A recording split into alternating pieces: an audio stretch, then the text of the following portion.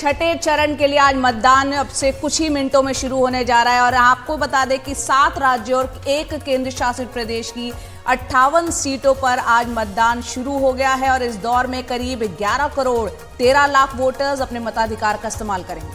और अगर हम टुकड़ों में बताएं तो 5 करोड़ 83 लाख पुरुष मतदाता हैं इस बार और 5 करोड़ 29 लाख महिला मतदाता शामिल हैं। महिला इसलिए भी इंपॉर्टेंट है कि 5वें फेज में महिलाओं ने ज्यादा वोट किया था पुरुषों से, याद रखिएगा। अगले 2 फेज में क्या होता है इस पर हम नजर रखने वाले हैं। इस दौर में वोटिंग के लिए करीब 1,14,000 मतदान केंद्र बनाए गए हैं और वोटिंग के लिए सुरक्षा के कड़े इंतजाम का दावा चुनाव आयोग और राज्य सरकारें कर रही हैं। और आपको बता दें 543 लोकसभा सीटों पर अब तक 429 सीटों पर मतदान हो चुका है और आज 487 सीटों पर मतदान पूरा हो जाएगा और आखिरी और 7वें दौर में 1 जून को 56 सीटों पर मतदान होगा, लेकिन 4 जून को आएंगे नतीजे और होगा खुलासा किसकी बनेगी सरकार। और आपको बता दें कि आज जब मतदान खत्म होगा छठे दौर के बाद तो करीब 90% सीटें कवर हो जाएंगी।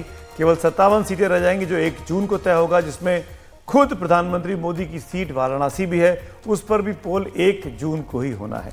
आज की चुनावों की बात कर लेते हैं, आज क्या क्या खास होने वाला है। कुछ आंकड़े आपके सामने रखना चाहता हूं, इन ग्राफिक्स के जरिए देखिएगा, समझिएगा आज क्या मतदान छठे फेज का क्यों जरूरी है। 8 राज्य हैं और इन 8 राज्यों में 58 लोकसभा की सीटें हैं जिस पर आज मतदान हो रहा है। एक एक करके आपको बारी बारी से राज्यवार बता देते हैं किस किस राज्य में कितनी कितनी सीटों पर चुनाव हो रहा है। बिहार में 8 सीटों पर आज चुनाव हो रहा है। एक एक करके अगर बात की जाए, दिल्ली की 7 की लोकसभा सीट एक साथ आज मतदान हो रहा है। हरियाणा की सभी 10 सीटों पर आज मतदान हो रहा है। झारखंड की 4 सीटें हैं। जम्मू कश्मीर की 1 सीट है। ओडिशा की 6 सीटें हैं। उत्तर प्रदेश की 14 सीटें हैं सबसे ज्यादा। पश्चिम बंगाल में 8 सीटें हैं आज। और इस तरीके से अगर आप इनको जोड़ेंगे तो 7 राज्य और 1 केंद्र शासित प्रदेश यानी जम्मू कश्मीर को मिलाकर कुल 58 सीटों पर आज छठे चरण का मतदान शुरू होने वाला। आपसे कुछ ही मिनटों के बाद कह लीजिए। अगर आप इन इलाकों में रहते हैं तो जरूर बाहर निकलिएगा, मतदान करिएगा।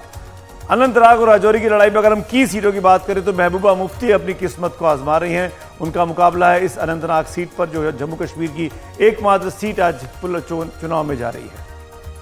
अगली हॉट सीट की बात कर लेते हैं। यह आजमगढ़ की लड़ाई, बहुत दिलचस्प मुकाबला है। निरहुआ का मुकाबला है धर्मेंद्र यादव से। निरहुआ ने पिछली बार धर्मेंद्र यादव को उनके गढ़ में हरा दिया था।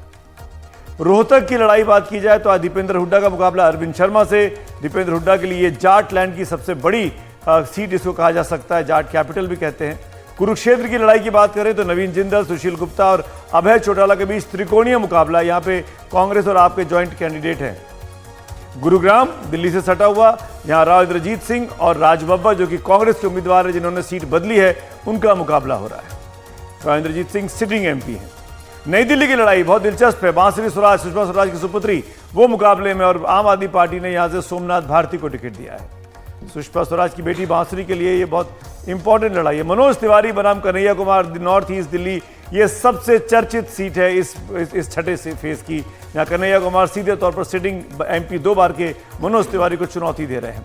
संबित पात्रा बनाम अरूप पटनायक, ये पुरी की सीट है ओडिशा में। संबित पात्रा बीजेपी के जाने माने spokes person, fiery spokes person. मुकाबला है जाने माने पुलिस अफसर रहे अरूप पटनायक से जो कि बीजेडी के उम्मीदवार है। संबलपुर उड़ीसा की एक और महत्वपूर्ण सीट, यहां पर धर्मेंद्र प्रधान केंद्रीय मंत्री अपनी किस्मत आजमा रहे हैं। इस बार लोकसभा का चुनाव लड़ा गया है और बीजेडी के प्रत्याशी से उनका मुकाबला हो रहा है यहां पर। अगली लड़ाई है सुल्तानपुर की, उत्तर प्रदेश में। सुल्तानपुर एक जमाने में जो गांधी परिवार का गढ़ था, कांग्रेस का गढ़ था, उसमें अब मेनका गांधी लगातार चुनाव जीत रही हैं। मेनका गांधी बीजेपी के उम्मीदवार हैं, यहां से केंद्रीय मंत्री हैं और उनका मुकाबला है निषाद से जो कि समाजवादी पार्टी के इस सीट पर किस्मत आजमा रहे हैं। किस दल के कितने योद्धा हैं इसको एक बार देख लेते हैं। बीजेपी ने कुल 58 में से 51 सीटों पर उम्मीदवार उतारे हैं। जेडीयू जो उसकी साथी उसकी 4 लोग उम्मीदवार हैं। कांग्रेस के 25 उम्मीदवार इस बार किस्मत आजमा रहे हैं। समाजवादी पार्टी के 12 उम्मीदवार हैं। इसी तरीके से एक करके आम आदमी पार्टी की 5 सीटें हैं। आरजेडी की 4 सीटें हैं। सीपीएम की 5 सीटें हैं। बीएसपी के 54 उम्मीदवार हैं, सबसे अधिक टीएमसी के 9 हैं और बीजेडी के 6 हैं। आज के छठे चरण में इन पार्टियों के इतने उम्मीदवार अपनी किस्मत को आजमा रहे हैं। कुछ बड़ी बड़ी पार्टियों का जिक्र हमने यहां पर किया है। अब 2019 के नतीजों की बात की जाए छठे फेज के संदर्भ में तो क्या रहा था। इस 58 में से 45 सीटें एनडीए जीती थी। इंडिया गठबंधन के खाते में 5 सीटें गई थी अदर्स के खाते में 8 सीटें गई थी। अगर इसको भी अगर आप बाइफरकेट करेंगे तो आप देखेंगे बीजेपी के पास इन 45 में से जो कि एनडीए के पास थी वो 40 सीटें आई थी। कांग्रेस जो कि इंडिया की सबसे बड़ी पार्टी है उसके पास 0 सीटें थी। आज जिन 58 सीटों पर मतदान हो रहा है, एक भी सीट कांग्रेस नहीं जीत पाई थी। बीएसपी के खाते में 4 सीटें आई थी अदर्स के कोटे में, ये आप कह सकते हैं। तो बीजेपी का गढ़ है आज की 58 सीटें और कांग्रेस के लिए बहुत बड़ी चुनौती है इस गढ़ में सेंध लगाने की। क्या बीजेपी की सत्ता को अगर हिलाना है तो कांग्रेस को अच्छा प्रदर्शन इन जगहों पर करना होगा, जिसमें हरियाणा और दिल्ली खासतौर पर। बीजेपी का किला 7 की 7 सीट बीजेपी लगातार 2 टर्म से 14 और 19 में जीत कर आई है। फिर बीजेपी का दावा है कि 24 में हम 7 की 7 सीटें जीतेंगे, लेकिन इस बार कांग्रेस और आप का अलायंस है। हरियाणा की बात की जाए तो पिछली बार बीजेपी ने 10 की 10 सीटें स्वीप की थी और उसके पहले 14 में 7 सीटें जीती 10 में से। इस बार कांग्रेस और आम आदमी पार्टी ने 1 सीट का गठबंधन यहां भी किया है। कांग्रेस ने अपने कोटे की 1 सीट दे दी है। तो माना जा रहा है कि इस बार मुकाबला बहुत दिलचस्प होने वाला है।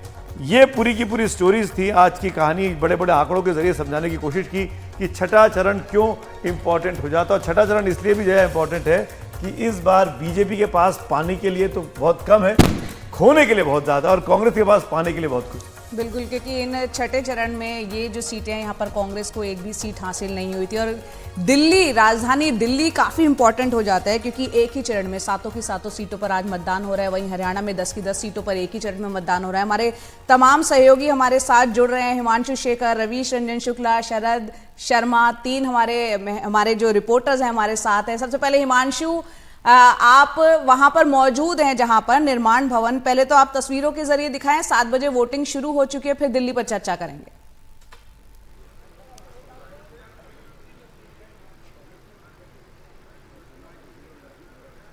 हिमांशु, आपको मेरी आवाज मिल रही है? आपसे मेरा ये सवाल है, थोड़ा तस्वीरों के जरिए दिखाएं क्योंकि वोटिंग 9 मिनट हो गए शुरू हुए हुए। बताएं जरा, लोग आए हैं वोट करने के लिए, घरों से बाहर निकले हैं? देखिए, बहुत स्लो शुरुआत हुई है। मैं इस वक्त निर्माण भवन में हूँ। मेरे पीछे वो विशेष पोलिंग बूथ है जहाँ पर कुछ देर में सोनिया गांधी और राहुल गांधी भी यहाँ पर पहुँचने वाले। एक वीवीआईपी पोलिंग बूथ है और भी पार्टियों के जो बड़े नेता हैं वो यहाँ पहुँचेंगे, ऐसा हमें यहाँ पर बताया गया है। मेरे साथ पहले मतदाता हैं जिन्होंने निर्माण भवन पोलिंग बूथ पर अभी अभी मतदान किया है। आपका शुभ नाम? राम प्रकाश यादव। राम प्रकाश यादव, आपने मतदान कर लिया? जी सर। निशान दिखाएं। जी सर। जी, क्या सोचकर मतदान किया? आपके जैसे लोग दिल्ली में जो रहते हैं उनके लिए क्या सबसे मुख्य मुद्दा है इस बार चुनाव? सर, मुद्दा सिर्फ दिल्ली का नहीं, पूरे देश का होना चाहिए। और पूरे देश का ये है कि जिस तरीके से अपनी ग्लोबल पावर बढ़ रही है, हमें कंटिन्यू रखना है। कंटिन्यू रखना है। आपको लगता है कि दुनिया में एक शक्ति के तौर पर भारत उभर रहा है? वो उभर है जी सर। जी। और यहाँ पर प्रदूषण और विकास की जरूरतें भी हैं। दिल्ली की बहुत सारा तबका है जो झुग्गी झोपड़ी में रहता है। सर, वो तो जो है वो भी हो ही जाएंगे वो भी हो जाएंगे। दरअसल पोल्यूशन तो लगभग सबकी प्रॉब्लम है, सिर्फ दिल्ली की नहीं, बहुत जगहों की है सर। और कई एक कंट्रीज हैं, कई एक कंट्रीज हैं। जी, हमसे बात करने के लिए आपका शुक्रिया। तो जया, मतदान शुरू हो चुका है और मुझे लगता है कि देखिए इस बार एक इशू है जिस पर सबकी नज़र होगी, जो वो है वोटर्स अर्बन अपैथी, यानी शहरों में ज़्यादा संख्या में अभी तक लोग मतदान करने नहीं आए हैं। ये एक ट्रेंड रहा है इस लोकसभा का। और मैं आंकड़े देख रहा था, 2014 में दिल्ली में जो मतदान का प्रतिशत था वो 65% के आसपास था। 2019 में ये घटकर 60.5% रह गया। पिछले 5 साल में करीब 8,85,000 नए मतदाता रजिस्टर्ड हुए हैं दिल्ली में। और महत्वपूर्ण ये है कि जो महिला मतदाता हैं, जो नई महिला मतदाताएं हैं, उनकी संख्या 5,45,000 है इस बार, जबकि नए पुरुष मतदाताओं की संख्या 3,40,000 है। फर्स्ट टाइम वोटर्स 2,43,000 चुनाव आयोग के मुताबिक ये एक रिकॉर्ड नंबर है। यानी अब तक दिल्ली के चुनाव के इतिहास में सबसे ज्यादा फर्स्ट टाइम वोटर और सबसे ज्यादा महिला वोटर रजिस्टर्ड हैं। लेकिन दूसरी तरफ सवाल ये जरूर महत्वपूर्ण होगा कि एक तरफ जहां मतदाताओं की संख्या तो जरूर बढ़ रही है, विशेषकर फर्स्ट टाइम वोटर और महिलाओं की, लेकिन क्या जो मतदान प्रतिशत है वो इस बार दिल्ली में बदलेगा? क्योंकि गर्मी भी बहुत तेजी से बढ़ती जा रही है। टोक रहा हूं हिमांशु, इस वक्त एस जयशंकर विदेश मंत्री की तस्वीरें आ रही हैं, वोट डालने पहुंचे हैं।